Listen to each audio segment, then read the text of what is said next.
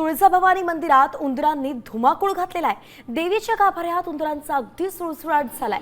Online दर्शन दरम्यान हे सगळं दिसून आलेलं आहे। गुजरातच्या भावनगर इथले भाविक हितेश भाई जानी यांनी याबद्दल नाराजी व्यक्त केली आहे। उंदरांचा तत्काळ बंदोबस्त करण्याची मागणी ते करतात।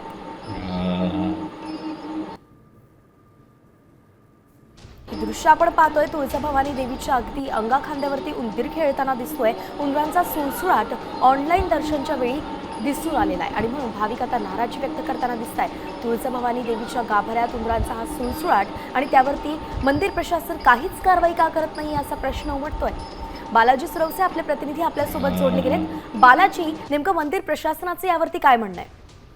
त्याची आपण जर पाहिलं तर महाराष्ट्राची कुलस्वामिनी तुळजाभवानी मातेचा जो गाभारा आहे, या गाभाऱ्यामध्ये उंदराचा मुक्त संचार जो आहे तो होत असतानाचे जे काही व्हिडिओ आहेत ते ऑनलाईन कॅमेऱ्यामध्ये जे आहे ते समोर आलेले आहेत आणि त्यानंतर एकच कळवळ उडलेली आहे। जर आपण पाहिलं तर गुजरात मधील एक जे भाविक आहेत त्या भाविकांनी हे सर्व जो प्रकार आहे तो समोर आलेला आहे आणि त्यानंतर आता मंदिर प्रशासन देखील अलर्ट मोडवर आलेलं आहे। उंदराचा बंदोबस्त करण्यासाठी येत्या 8 दिवसामध्ये उपाययोजना राबवण्याचं जे आहे ते मंदिर संस्थांच्या वतीने सांगण्यात आलेलं आहे।